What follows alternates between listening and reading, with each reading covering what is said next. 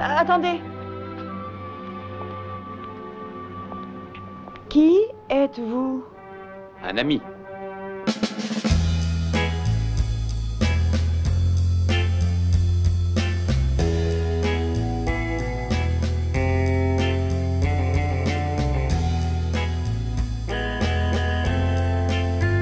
Bonjour et bienvenue dans Kinopod, le podcast grand écran. Je suis votre hôte, Jor L. Weber, le super podcasteur, et mes surhommes sont...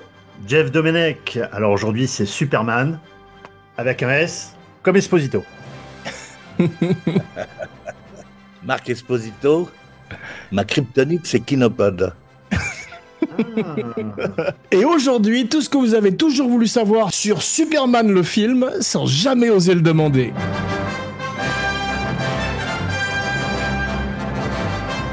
Ravi de vous retrouver, mes ciné-buddies, Jeff, mon ciné-brother, et Marc, Superman du cinéma français, habitué maintenant du show, et qu'on accueille de nouveau avec très grande joie sur Krypton. Merci Marc de revenir. Merci, je suis ravi de vous retrouver. Je peux revenir une autre fois. Ne bougez pas! On va parler avec toi dans quelques instants des circonstances exceptionnelles dans lesquelles tu as découvert ce film tout aussi exceptionnel, le film original de super-héros, et d'aucuns diront encore à ce jour le meilleur. Mais avant que nous ne quittions notre forteresse de solitude, un petit rappel qui a son importance, n'oubliez pas de liker, de partager, de commenter, de follower et de vous abonner partout où vous écoutez le podcast, en particulier la chaîne Abracadapod de YouTube, avec chaque semaine, ou plutôt tous les 15 jours, une nouvelle fantastique vidéo de Romain Lénoff. Et maintenant, avant que Marc ne mette son slip par-dessus son collant, Jeff nous résume le film, le fameux pitch, comme si nous étions un gros producteur belge une fois dans un ascenseur entre deux étages. Sur la lointaine planète Krypton, 3 conjurés, conduits par le général Zod, passent en jugement. En les condamnant à l'exil éternel dans la zone fantôme, le conseil répond au souhait du scientifique Jor-El. Mais il refuse de l'écouter lorsque ce dernier affirme que la planète est menacée de destruction d'ici quelque temps. Pour sauver leur fils unique, Kal-El, le savant et sa femme décident en secret de s'en séparer et de l'envoyer sur la planète Terre. Après un voyage de plusieurs années à bord d'un vaisseau spatial, l'enfant atterrit à Smallville et est adopté par un couple de fermiers, Jonathan et Martha Kent. Baptisé sous le nom de Clark, l'enfant manifeste rapidement des pouvoirs extraordinaires. Devenu adulte et conscient de son héritage kryptonien, Clark part travailler à Metropolis en tant que reporter au Daily Planet. Bonsoir. L'ascenseur ne marche pas? Une simple couverture pour en réalité œuvrer au service du bien en tant que Superman, et afin de contrecarrer les sinistres ambitions du mégalomane Lex Luthor, le plus grand génie criminel de notre époque. qui a pour projet d'anéantir la côte ouest des États-Unis en utilisant des missiles nucléaires dérobés à l'armée américaine. Des machins nucléaires? Parfait mon pitchounet, ça c'est du pitch. Et maintenant, Marc nous raconte sa toute première fois, toute première fois, et nous parle un peu du cœur des surhommes.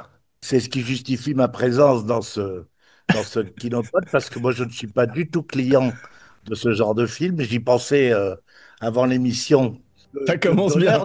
On va l'énerver notre Marc. On pique sa crise de nerfs? C'était le premier film de super-héros, même si à l'époque, il n'était pas dénommé comme ça, puisqu'on ne savait pas qu'il y en aurait d'autres, évidemment. C'est en décembre 78. À l'époque, ça fait 2 ans que Première existe. À l'époque, il n'y avait aucun journal n'était en couleur. Hein. Les premiers numéros de Première, il y avait écrit sous le titre Première, le magazine cinéma en couleur. Wow. C'était ça. Moi, j'avais des bons rapports avec l'attaché de presse de la Warner, puisque évidemment, à l'époque, il n'y avait pas Internet, il n'y avait rien, donc on ne risquait pas de savoir qu'il y avait une première de Superman à Washington. C'était à nous d'aller chercher les infos. Et donc, l'attaché de presse m'avait dit, il va y avoir la première de Superman. Si tu veux, je peux te faire accréditer et inviter. Et donc, j'étais invité à la première. Et le lendemain, il y avait le Press Junket, qui était la première fois que je participais à un Press Junket. Donc, c'était en fait une réunion de tous les journalistes étaient dans une immense salle, dans des tables rondes avec 6 ou 7 personnes par table. Et donc, on était 5 ou 6 journalistes. Et les vedettes du film venaient à chaque table se faire interviewer par les 5-6 journalistes comme ça. Donc, il y avait tout le monde sauf Brando, hélas. Donc il y avait Gene Hackman, Christopher Reeve, Margot Kidder,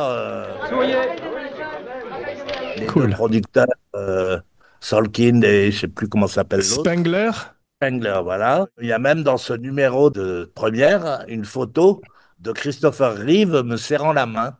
Et Magnifique. on a tous les deux à peu près la même veste marronasse, c'est rigolo. Et j'ai regardé, on a pratiquement le même âge, puisqu'il a 2 mois de moins que moi. Oh, que je te présente.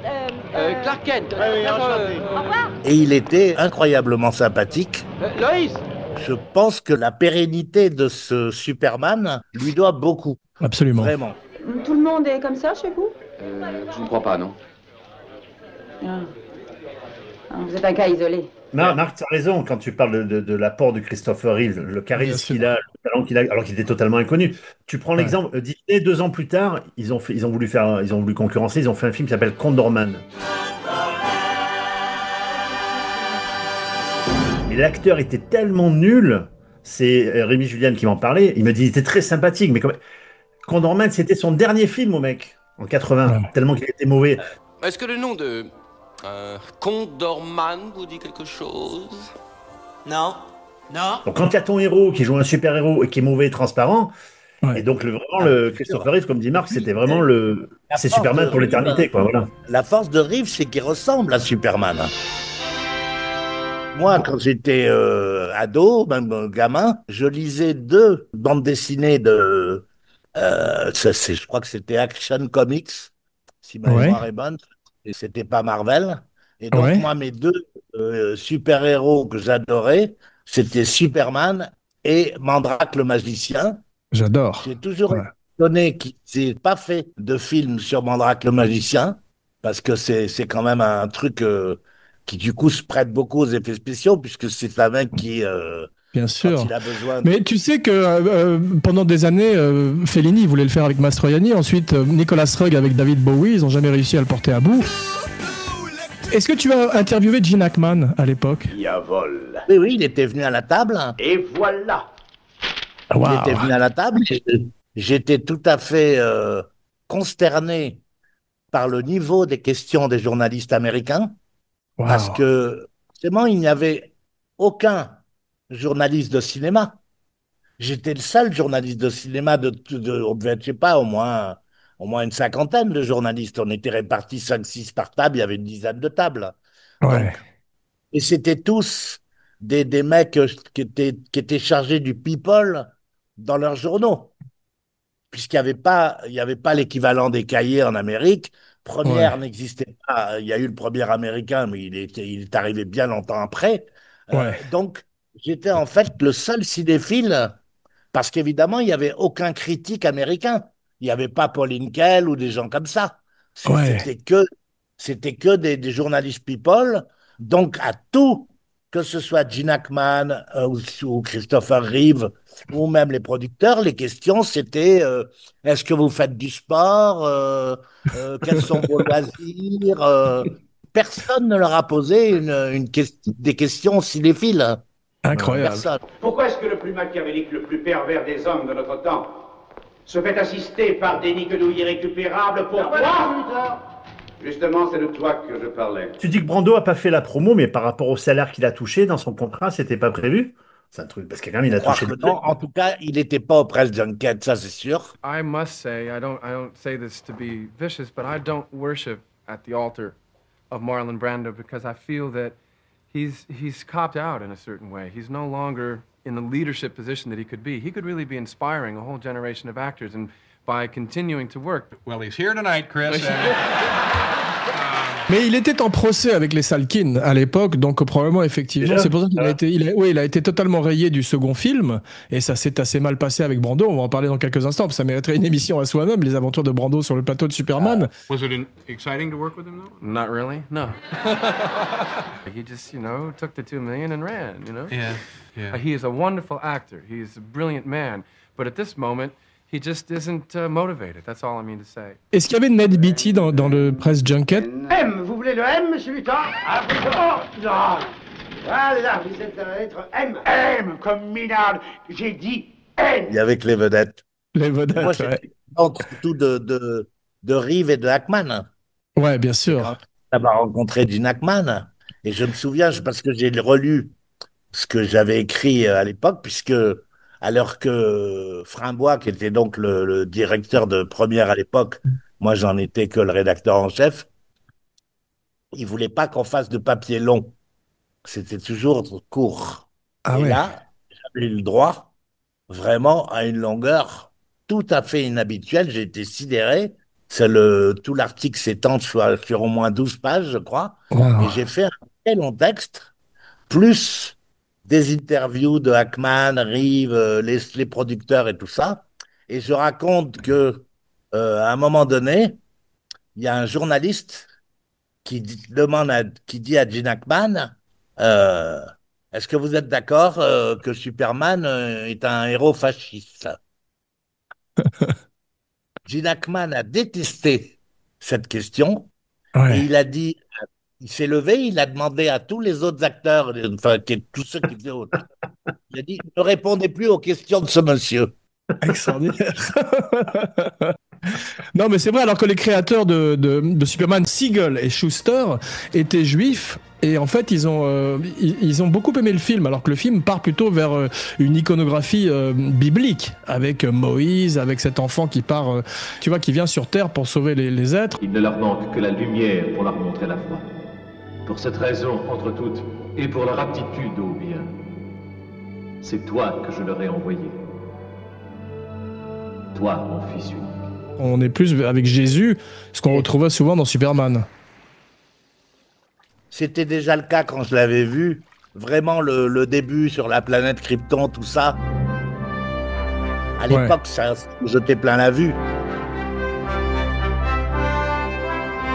Mais franchement, c'est un petit peu ennuyeux, tout ce passage. Ça fait Cosmos 99 un peu, hein, aujourd'hui. Oui, mais il y a un truc qui est beau, c'est les miniatures. Tu as quand même l'empreinte humaine derrière, si tu veux. C'est même comme dans Blade Runner au début avec cette ville, tu vois. Donc c'est des maquettistes, c'est des gens qui travaillent et t'as pas tous ces films qui ont ce côté générique comme les films de Marvel en particulier récemment. Oui, mais je trouve que l'histoire de la planète Krypton est pas très réussie. Non. Ça a vraiment beaucoup vieilli, même si, en effet, on voit bien que c'est des vrais décors. C'est tactile, ouais. En revanche, je trouve tout le passage de l'enfance, de l'adolescence de Superman. Non, Kent n'est pas libre. Il a encore du travail ici. Mais non, c'est pas vrai, je viens de finir de tout ranger. Et ça? Tout ce passage-là où il court à côté du train et où il va plus vite que le train, et tout ça, ça c'est vraiment très bien fait. On aurait voulu que ça dure plus d'ailleurs. Ouais. Oui, absolument. C'est la force de Richard Donner parce que la référence à l'époque c'était quand même le Batman de 1966 à la télévision. C'est-à-dire que, boum, un truc très pop art et très, très enfantin, si tu veux.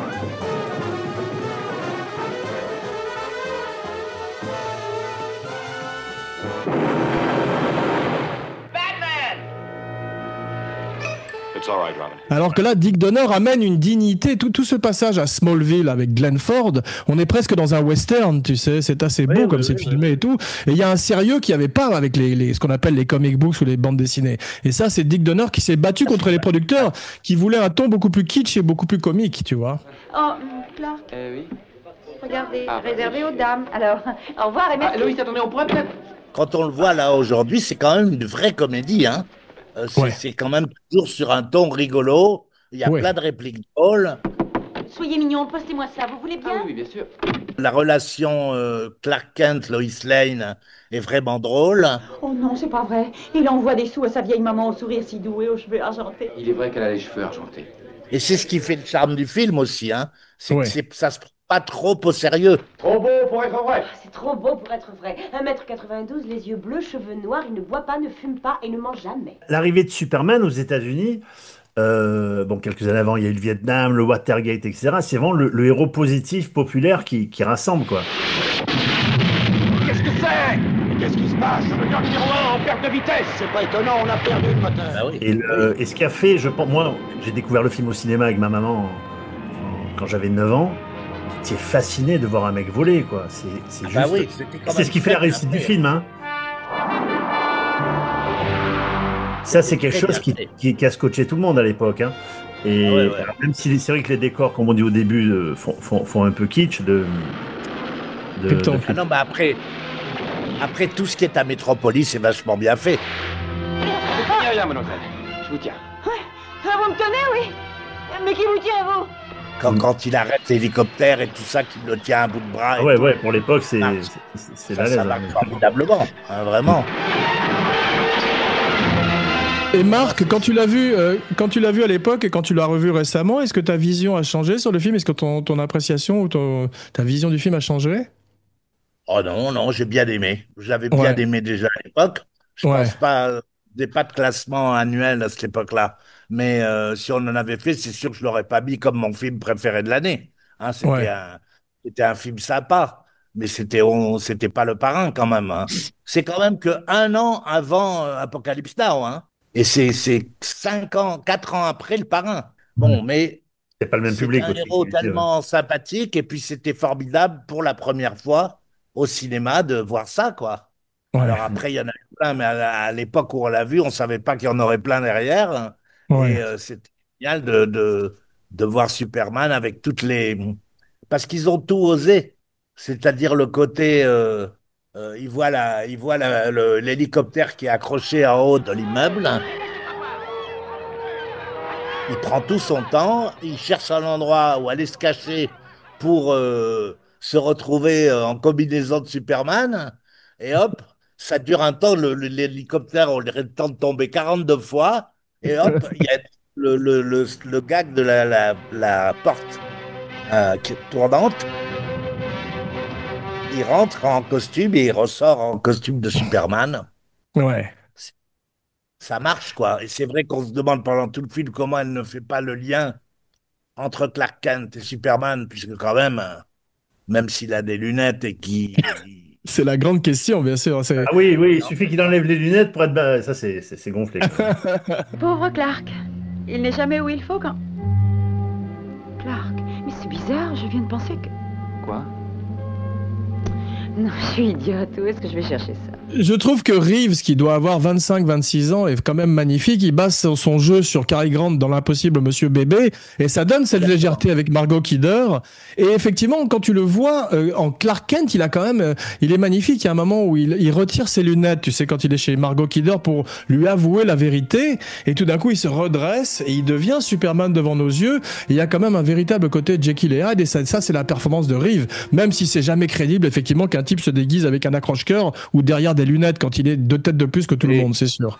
Superman, Batman. What? No, and this is not Superman has perfect vision, whereas this man's in glasses. Yeah, What? Look. Oh my God. I feel like such an idiot. Of course it's him. Et ça marche parce que c'est de la bande dessinée. Ouais. On n'a pas besoin de réalisme. Et puis, c'est vrai que lui, il fait croire à tout, quoi.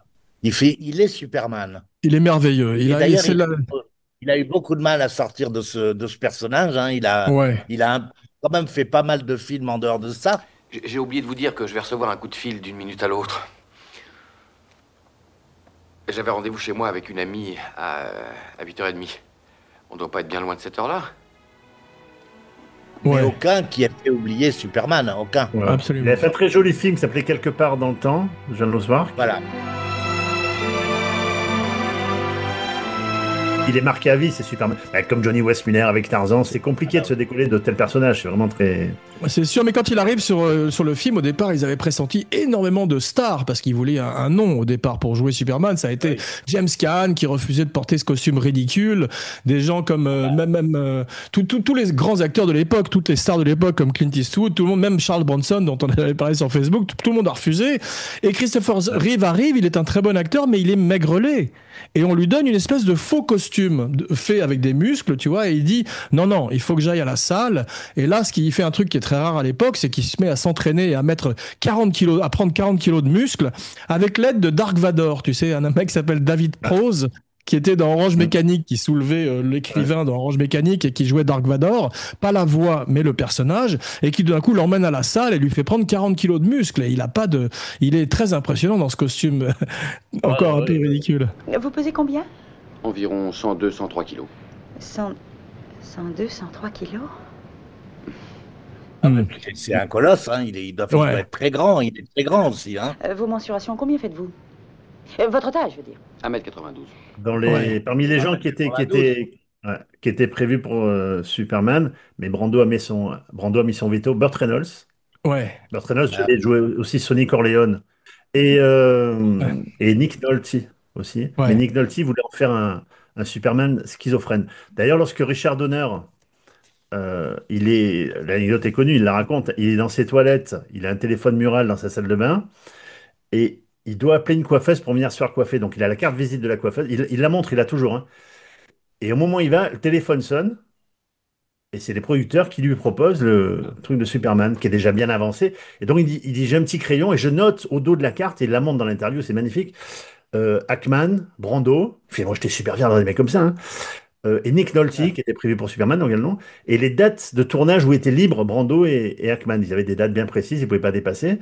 Et le nom du film. Et Richard Donner a gardé éternellement cette petite carte de visite avec le nom qu'il avait écrit derrière sur ses toilettes. Quand on voit le générique, il met son nom.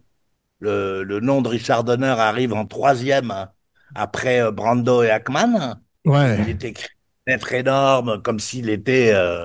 alors qu'à l'époque, il n'a fait que La Malédiction qui a marché. Il a fait quelques films, il a 48 ans quand même. Hein. Mais il n'était pas non plus le premier metteur en scène pressenti. Ils ont même pensé à Sam Peckinpah. S'ils font un mouvement, tuez-les. Qui est arrivé, paraît-il, dans le bureau, a sorti un flingue et l'a posé sur la table, et là, après, c'était fini. Plus personne voulait travailler avec lui. Et à un moment donné, lorsqu'il sort du bureau d'Eddie Planet, au début, elle croise un journaliste. Oh, salut Rex. Oh, Loïs. T'as vu quelque chose aujourd'hui? Rien d'intéressant. Lois Lane, comment ça va, etc. Ça va. Et que Clark Kent lui tend le bras, le mec il se barre, il est déjà rentré dans la porte. Et ce gars-là, c'est un critique très, très réputé à New York, qui s'appelait Rex Red, qui s'appelle toujours d'ailleurs. Ouais. Et on voit au making-of. Et donc il arrive, ce qui est un peu la vedette locale, journaliste local, il dit moi qu'est-ce que je dois dire? Et Donner il fait t'as qu'à dire je sors de La Malédiction, j'ai vu c'est un super film, et toi comment tu vas? Évidemment le mec n'a pas dit ça dans le film. On fait la genèse un peu? Oui, mais attends, je voudrais juste demander une question à Marc. Il n'y avait pas Roger Ebert, le fameux critique américain, il n'était pas là non plus à l'avant-première, tu sais le titre dossier? Aucun critique. Étonnant. Aucun critique. À l'époque, personne ne publiait d'interviews de metteurs en scène ou d'acteurs sur autre chose que leur vie privée, leur pratique du sport et tout ça. Ça n'existait pas. Ouais, non, c'est fou. Ouais. Et Jeff, tu as vu que sur l'affiche, c'est Hackman et Brando. Effectivement, Reeves n'est pas présent. Et Hackman, dans les premières affiches, a une moustache. Parce qu'il a refusé de se raser sa moustache. Et il y a la fameuse anecdote où Richard Donner lui a dit « Rase-toi ta moustache et moi, je me rase la mienne. » Tu sais, comme la tienne, Marc. Et en fait, donc, il a accepté Hackman, il se rase la moustache. Et à ce moment-là, Dick Donner enlève un faux postiche. Il avait mis une fausse moustache et ça a tellement fait rire à Hackman que ça l'a charmé complètement et il a été gentil avec Donner par la suite. Hackman, il fait vraiment un méchant rigolo dans le film. Hein. Taré. Vous êtes vraiment taré. Taré, mademoiselle Teschmacher. Alors que dans quelques jours, nous allons commettre le crime du siècle. Mais ça, c'est Batman 66. Caricatural, assez caricatural. C'est un méchant de comédie, hein. C'est un vrai méchant de comédie, ça n'a rien à voir avec le Joker et tout ça. Non, mais justement, alors on n'en va pas en parler aujourd'hui parce que sinon l'émission va durer 8 heures, mais dans Superman 2, il y a d'ailleurs une espèce de teaser dans le premier, tu as Terrence Stamp qui lui fait le général Zod et là ça rigole plus, il fait vraiment peur et c'est à mon avis peut-être le deuxième meilleur méchant de l'histoire du film de comic book après Heath Ledger dans le Dark Knight. Parce qu'il est exceptionnel et lui il est très très sérieux, au contraire il est très premier degré et il s'était retiré du cinéma, tu as vu, il avait arrêté le cinéma, il reçoit un télégramme de son agent et c'est reparti quoi, c'est fou. Je te mettais à genoux, toi et tous tes descendants. Dans le 1 il a 3 répliques. 3 répliques, c'est un setup. Ouais, mais en fait comme ils ont tourné le 1 et le 2 ensemble, il a tourné le truc. Mais Gene Hackman, au départ, le premier truc qu'il fait, on voit juste sa main où il fait tuer le flic, tu sais, dans la rame de métro. Ouais. On dit ça va être les gens salis. Et en fait, il est très très caricatural avec son bonnet vert, son maillot de bain. Oui, parce que si un être humain pouvait monter une fumisterie aussi fantastique, ce ne pouvait être que moi. Son faux crâne chauve, etc. Il n'a pas voulu se raser la tête non plus, donc il a une série de perruques pour faire croire qu'il est chauve en dessous, mais ils n'ont pas fait beaucoup de concessions pour ce film. C'était vraiment, les films de bande dessinée étaient considérés comme vraiment très, très mal considérés à l'époque, si tu veux. C'est qu'ils ont quand même eu un très gros budget pour l'époque. Hein. Ouais. Énorme, Alors énorme. bon, aujourd'hui, ça fait rire, hein. C'est-à-dire que c'est c'est le budget de Renaud Dumont aujourd'hui, hein, pratiquement. Le script de Mario Puzo était beaucoup plus kitsch, beaucoup plus drôle que ce qu'en a fait Mankiewicz derrière. Et il y avait une séquence qui a horrifié Richard Donner. C'est qu'à un moment donné, comment il s'appelle? Christopher Reeve survole Metropolis et il pense voir Lex Luthor parce qu'il voit un chauve de dos. Il saute dessus et il se retourne et c'est Telly Savalas dans Kojak qui a une sucette et qui lui balance sa réplique. Comment ça va? Qu'est-ce que tu aimes, bébé? Ou je sais plus quoi, tu vois? Et il fait, oh pardon, excusez-moi. Who loves you, baby? Et Mais ça, c'est vrai que. il s'est arraché les cheveux. Il s'est arraché les cheveux. Richard dit, on peut pas mettre un truc C'est pareil, le c'est pas mot. possible. Puzo, l'auteur du Parrain, qui a écrit le premier scénario de Superman, quand même. Ouais, pour un salaire de C'est- 600 000 dollars, où effectivement le ton était beaucoup plus kitsch, mais on retrouve ce kitsch un peu où tout d'un coup Superman rencontre un Mac Pro dans la rue qui lui fait Hey, super bad costume! Dis donc, l'artiste. Excusez-moi. T'as un beau costard. Comme tu disais, Marc, c'est très très sur le ton de la comédie, effectivement. Sauf quand tout d'un coup, pas Kent, joué par Glenn Ford, a une attaque cardiaque, là tout d'un coup, on est dans des choses beaucoup plus sérieuses. Là aussi, hein, le gamin, son père, il est cardiaque, il le fait courir. Ah, vas-y, cours, cours. Il sait que son père, il a mal, il est fragile du cœur, on dirait qu'il veut le faire mourir, tu sais. Allez, cours. Allez, cours, cours, cours. On reviendra sur Glenn Ford tout à l'heure. Mais Marc, est-ce que tu trouves qu'on voit que Brando lit son texte, ou qu'est-ce que tu penses de la performance de Brando dans le film? Je pense que même mon cousin pouvait jouer le rôle. Il n'a rien à jouer. Il a rien Non, mais à jouer. Brando, Oui, mais attends, on engage Brando comme sur Apocalypse Now parce qu'il arrive avec tout le bagage de ses films et tu as cette espèce de légende qui, même s'il lit ses antisèches, c'est pas ton cousin. C'est-à-dire que c'est quand même Corleone, c'est quand même sur les Non, mais quais, il n'a c'est quand rien même à jouer, ça. quoi. Ouais, Il n'a rien à jouer. non, Alors que, par exemple, j'ai revu récemment Le Parrain 1, ouais. c'est la plus grande performance d'acteur de tous les temps. Il est vraiment extraordinaire dans Le Parrain 1. Ouais, Je il est vois pas magnifique. quelle autre performance d'acteur est plus subtile, plus... Parce qu'il est tellement loin du personnage et il arrive à nous y faire croire. Enfin, il est vraiment extraordinaire. Vraiment. Mes amis, je ne suis pas d'un caractère fougueux ou impulsif. Je n'ai pas l'habitude de faire des rapports sans fondement. alors la genèse, en fait, ça remonte à 73. Il y a eu la sortie du film Les Trois Mousquetaires de Richard Lester. Et ensuite, on l'appelle Milady. Produit par Alexander Salkind et son fils Ilya. D'accord? Et bon, le film a du succès. Et lors d'un séjour à Paris, il voit l'affiche du film Zorro avec Alain Delon. Il est fini le temps où l'on martyrisait les innocents. Qui êtes-vous? Et il voit ça, il dit, ça serait bien, nous aussi, on a des héros. Alors, comme c'est quelqu'un qui a vécu au Mexique, Zorro, ça lui parle beaucoup. Et il rêve depuis toujours d'adapter un super-héros au cinéma, en l'occurrence Superman. Mais comme tu avais dit, avec l'histoire des Batman qui était en série télé, c'était quand même pas terrible. Et de suite, pour assurer la crédibilité du projet, ils veulent embaucher des stars, d'où l'arrivée de Brando et Hackman. Et d'ailleurs, ils ont à Cannes, au Festival de Cannes, alors que le film n'était pas tourné ni rien, ils avaient juste l'accord, il y a un avion qui passait avec marqué Superman bientôt sur les écrans, juste pour faire des préventes en Europe, en Allemagne, alors qu'il n'y avait pas une minute de tournée, et Mario Puzo était en train d'écrire. Suite au succès du Parrain dont tu as parlé, Marc, ils engagent Mario Puzo, mais qui leur livre un gros pavé, on va dire, de 500 pages, où en fait il y a les deux, pour couper le film en deux, en fait. Oui. Parce que là, ce qu'ont fait les Salkind sur les Trois Mousquetaires, sans dire aux acteurs, donc il y a Michael York, si je me trompe pas. Vous n'êtes pas des nôtres. Ceci ne vous concerne pas. Je n'ai pas l'habit, mais j'ai l'âme. Mon cœur est mousquetaire. Jean-Pierre Cassel, si cette truc-là. Ah, monsieur le cardinal. Ils ont fait 2 films en un sans prévenir les acteurs, parce qu'évidemment, les acteurs, ils ont touché un seul salaire. Ils ont fait un film de 3h30, et les mecs l'ont coupé en deux. Et donc, il y a une clause Salkind maintenant qui existe à Hollywood, pour empêcher les producteurs de couper un film en deux et en faire deux. Comme si Marc avait tourné Les Trois Cœurs des Hommes en même temps, et en payant une seule fois le salaire de ces gars. Et, Ça aurait et donc, été une mauvaise idée parce que quand même, dans le cœur des hommes, le fait qu'ils vieillissent entre chaque film bien est sûr. un des principes Mais, du truc. Hein. mais d'ailleurs, dans le 2, qui est la Aucun film n'est la suite directe de l'autre.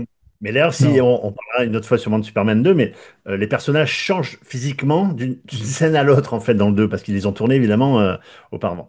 Et donc, on parlait de Mario Puzo, et lorsque Richard Donner se fait livrer le scénario de Mario Puzo, on lui file un gros pavé comme ça, avec un costume de Superman, chez lui. Il amène ça, les producteurs, bon, ils font livrer.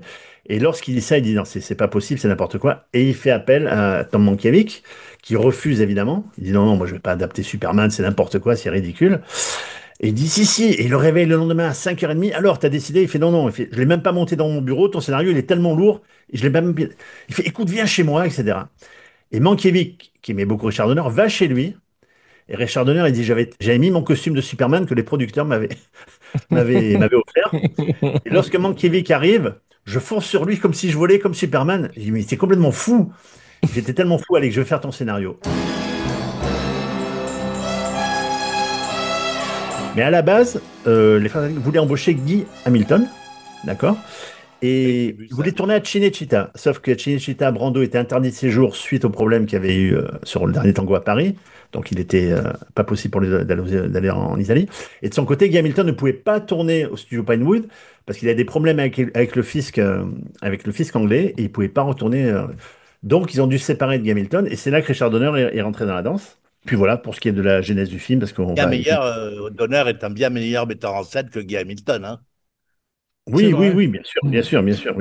Et effectivement, Richard Lester est arrivé à la demande des producteurs sur le plateau pour surveiller Donner, parce que en fait, Lester a accepté parce que Salkind ne l'avait pas payé pour les Trois Mousquetaires, lui devait de l'argent, et en fait, il avait touché son cachet des Trois Mousquetaires en allant être une espèce de surveillant, mais il a tout de suite parlé à Donner et il l'a mis à l'aise en lui disant « Moi, je suis de ton côté, tu fais ce que tu veux », et c'est vrai que par la suite, le deuxième a été signé par Lester, mais 75% du deuxième film a été tourné par Richard Donner. D'accord. Donner, il a une très bonne réputation en tant qu'être humain, hein. C'est un mec. Mon père l'a bien connu parce qu'il a fait le remake du Jouet, comme vous savez peut-être, qui est pas terrible avec Richard Pryor, mais c'était effectivement un type très sympathique, marié à Lauren Schuller. Et ce qui est amusant, c'est que leur assistant était un type qui s'appelle Kevin Feige, qui deviendrait le patron de Marvel et dessinerait le panorama du cinéma pendant 20 ans, 15 ans en Amérique. Non, mais il est très très bon, Richard Donner.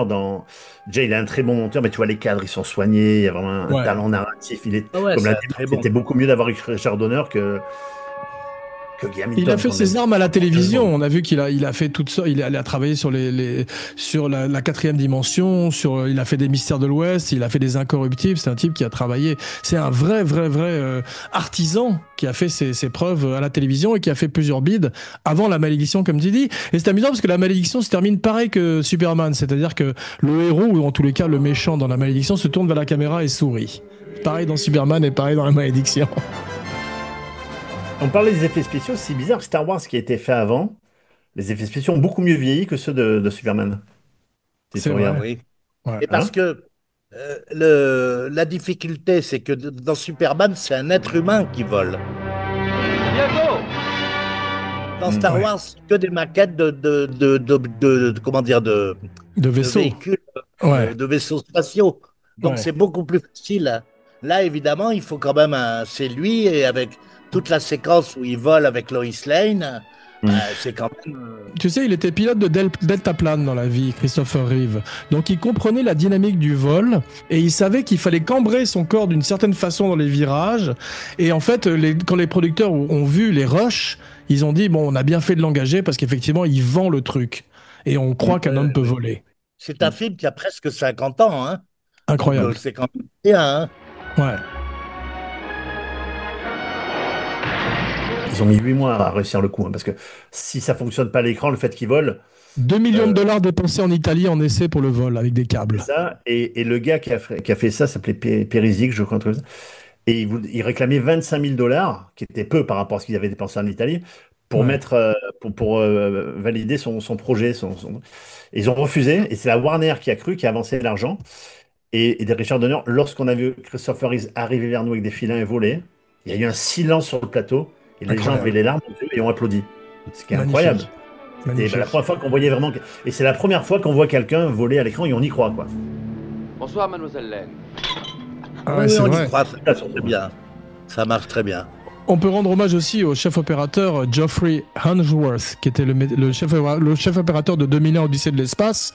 Toute la séquence où Jor-El voyage de Krypton à la Terre fait beaucoup penser aux effets spéciaux de Douglas Trumbull dans 2001, et lui amène quelque chose. Le film lui est dédié parce qu'il est mort avant la fin avant la sortie, je crois, et c'est vrai qu'il amène quand même une beauté dans l'image absolument magnifique. Même toutes les images de Métropolis sont vraiment magnifiques.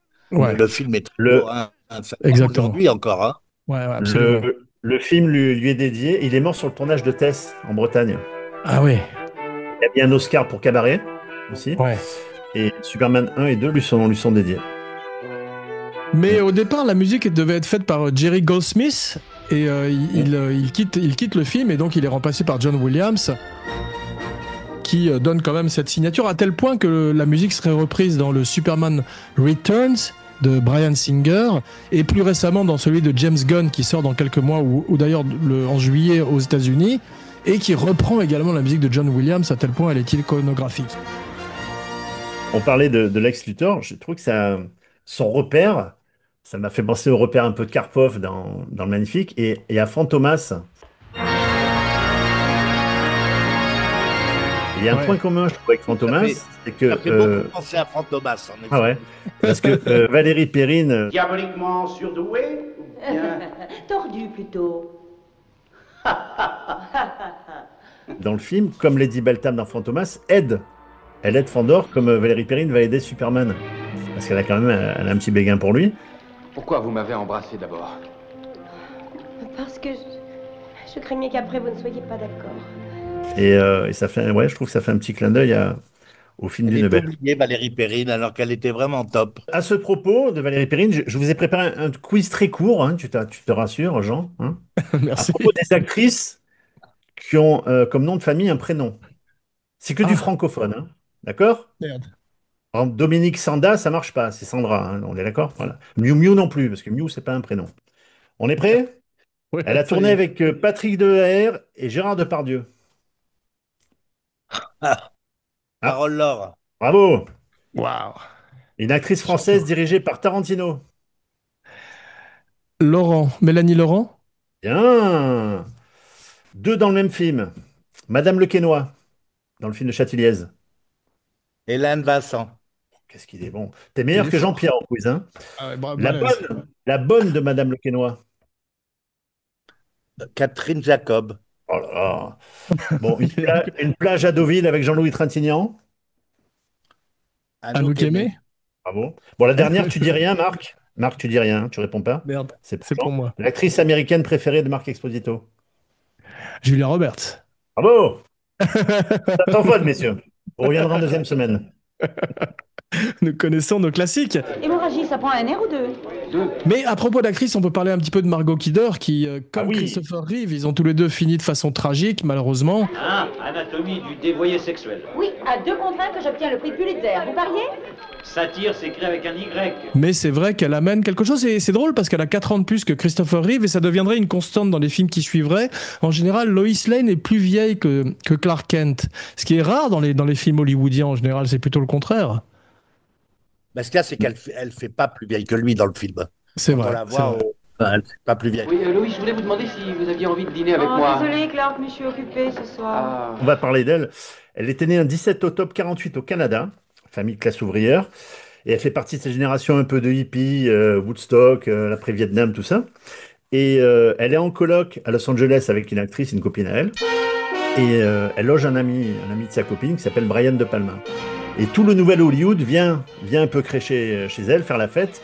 Donc il y a Scorsese, Spielberg, Bruce Dern, donc toute cette bande-là qui vient. Et un jour, Brian De Palma, pour les remercier de les avoir logés, leur fait une surprise, d'où le terme Kidder surprise peut-être, fait la surprise à Margot Kidder, il lui dépose le scénario de Sœur de sang. Daniel, voulez-vous dire à nos téléspectateurs ce que vous faites dans la vie? Je vais dans une école pour être mannequin depuis 6 mois. Et je prends aussi des cours pour être actrice. Ce qui va lui donner une petite notoriété. Mais elle n'est pas du tout dans le trip. Elle veut pas d'argent, elle veut pas être une starlette ni rien. Elle consomme beaucoup de drogue. Elle est très hippie dans son style de vie, etc. Et elle n'a jamais joué le jeu du Star System. Après, elle a fait une comédie, enfin un film d'horreur culte qui s'appelle Black Christmas de Bob Clark. En 75, elle a fait la premier slasher moderne. Ouais, la Kermesse des Aigles de George Royle. Et c'était une femme à homme. Mais seulement, elle consommait les mariages au bout d'1 an. c'est-à-dire elle s'est mariée avec Thomas McGuane, elle a divorcé au bout d'un an. Avec un acteur après Superman, elle s'est mariée avec John Hurt, pas John Hurt, hein. Ensuite, elle a fait Amityville. Elle a fait le remake de Jules et Jim qui s'appelait Willy and Phil. Dans les années 80, comme les studios ont repris le pouvoir par rapport au réalisateur, elle tourne beaucoup moins, évidemment, parce qu'elle a un caractère. Et c'est là qu'elle rencontre, elle épouse Philippe de Broca. Un an plus tard, ils font Louisiane. Et elle est atteinte en fait de troubles bipolaires, c'est-à-dire les flics la retrouvent avec des SDF au milieu de la rue. Elle parle en hôpital psychiatrique, donc comme elle dit les gens, évidemment, elle finit mal sa carrière. Richard Donner, par amitié pour elle, l'embauche sur Maverick, lui donne un petit rôle, mais ça devient compliqué. Et elle retrouve quand même Christopher Reeve dans un épisode de Smallville, où elle joue l'assistante du Dr Swan, et Dr Swan est joué par Christopher Reeves. Et elle est très engagée, très activiste, elle manifeste devant la Maison Blanche contre la guerre en Irak. Et elle se fait arrêter d'ailleurs par la police. Et puis elle décide de tirer sa révérence le 18 mai 2018 avec une surdose de médicaments dans sa maison du Montana.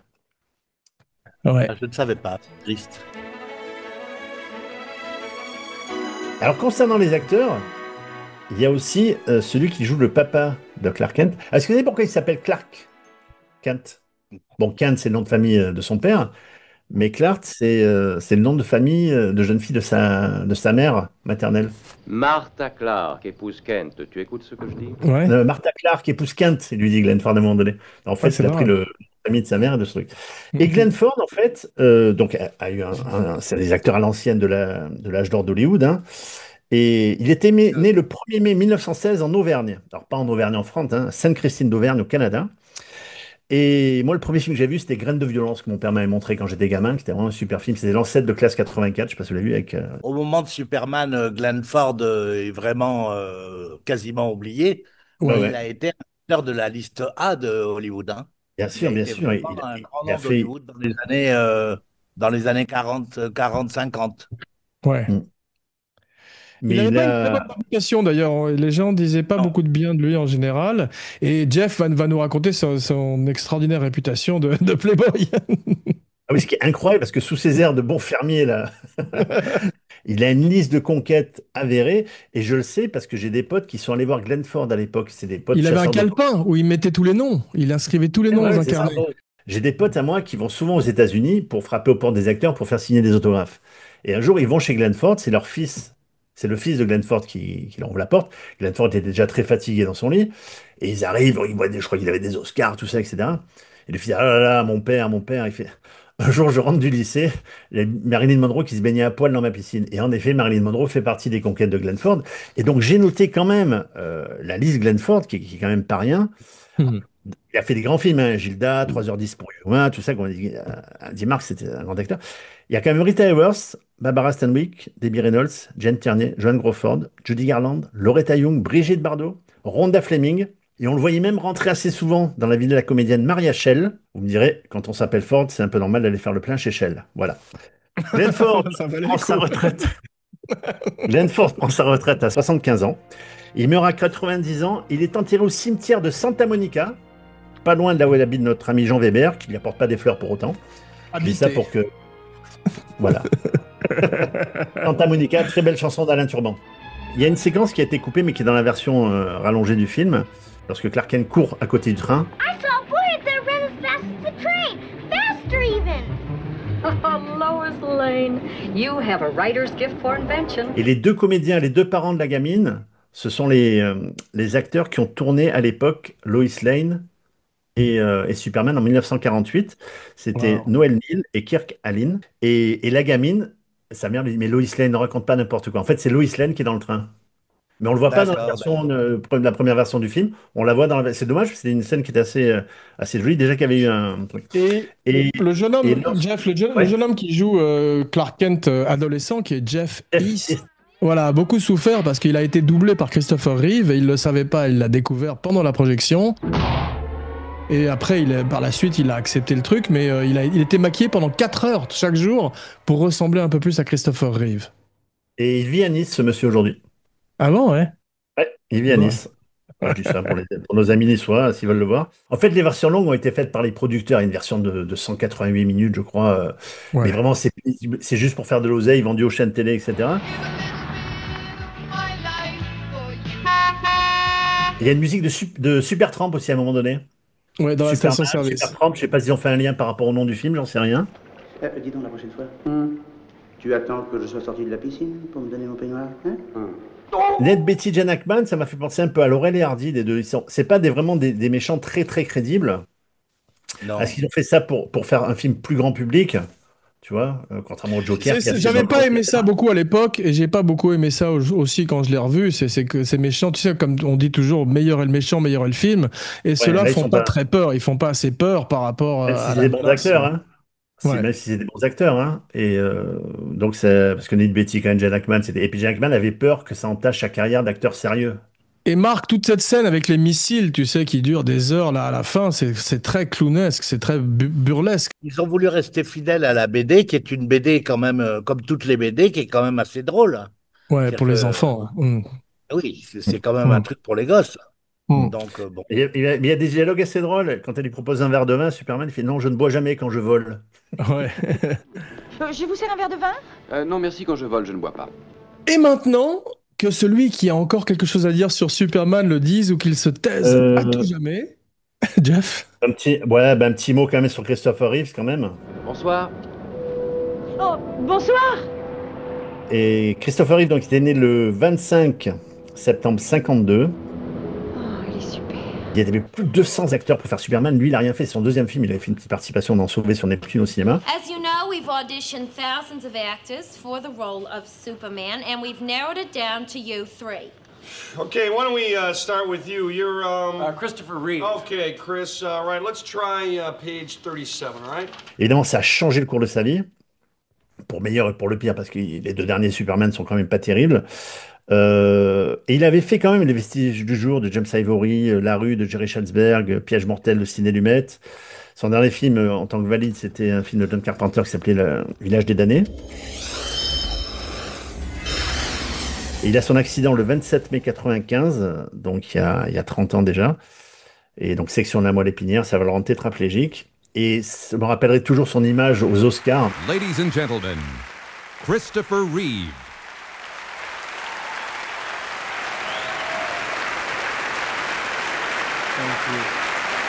Ça avait ému le monde entier, je sais pas si vous vous rappelez, c'était quelque chose de... Parce que de voir Superman, qui est le super-héros par excellence, et dans l'inconscient collectif, c'était hyper touchant de voir comme ça. Et il était à l'hôpital, donc il apprend, au bout de 5 jours, il est conscient qu'il va être paralysé, et c'est son meilleur ami Robin Williams qui vient, pour déconner, et il s'habille en chirurgien, il prend un accent russe, il se met une moustache comme ça, et il dit « Je suis proctologue, je vais vous faire un toucher rectal ». Et là, il reconnaît Robin Williams et il se met à rire. C'est la première fois que Christopher Reeves retrouvait le sourire après avoir appris qu'il... Mais tu as vu, Glenn Close a dit que si Christopher Reeve avait été toujours vivant, peut-être que Robin Williams n'aurait pas mis fin à ses jours. Parce qu'ils étaient tellement proches l'un de l'autre qu'ils étaient vraiment jusqu'au bout amis, quoi. Et je vous conseille le documentaire Superman, l'histoire de Christopher Reeves, qui est vraiment magnifique. Voilà, il est mort le 10 octobre 2004. Et également le documentaire de Philip Gage sur Christopher Reeve et Superman éternel. Alors, il y a deux très jolis docs qui ont été faits sur lui. En effet, je vous conseille de les regarder. Voilà. Très bien. Il y a une scène qui m'a marqué dans le film, et elle marquera toujours. C'est devant la mort de Lois Lane. On pense pas qu'elle va mourir. On dit, bah, c'est bon, ça fait américain.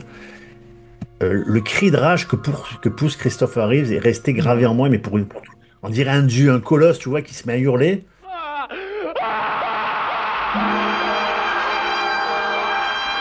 Cette scène, le talent de Richard Donner, mais comme dit Marc, il a un charisme et une présence, Christopher Reeves à l'écran. Et ce cri, mais ça m'est resté. Moi, j'étais gamin, j'ai vu 9 ans que je vis. Et qui fait le tour de la Terre, etc. Donc, c'était vraiment. Voilà. Il est Superman pour toujours. Voilà, Christopher. Vous verrez tout à l'heure. Absolument. Il a tout le temps la bougeotte, ce gars-là. Respect. Bien, merci Messi les Buddies pour ce voyage dans le premier vrai et un des meilleurs films de super-héros encore à ce jour. Jeff, tu es vraiment un super podcasteur. Et Marc, par ton œuvre cinématographique et l'ampleur de ta présence sur le cinéma français, tu es le Jor-El de tous les petits Kal-El que nous sommes. Merci mon ami, et on attend toujours ton retour avec impatience dans le show. Rendez-vous dans quelques jours pour un nouveau podcast grand écran. En attendant, n'oubliez pas de liker, de commenter, de partager, de follower et de vous abonner partout où vous écoutez Abracadapod, en particulier sur la chaîne Abracadapod de YouTube, avec chaque semaine ou tous les 15 jours, une nouvelle fantastique vidéo de Romain Lenoff, son Katia Lazareva. Et maintenant, voici venu donc l'heure de dire vos noms et vos phrases signatures, la fameuse catchphrase. Jeff, puis Marc. Jeff Domenech, oubliez tous les autres Superman. Le seul Superman, c'est Christopher Reeves de Richard Donner. Marc Esposito, continuez d'aller au cinéma, en salle. Bravo. Parfait, je fus Jean Weber pour Cryptopod. Et maintenant, en hommage à Romain, je m'en vais de ce pas charcuter son chanteur préféré. There's a starman waiting in the sky. He'd like to come and meet us, but he thinks he'd blow our minds. T'as bien fait de pas faire chanteur.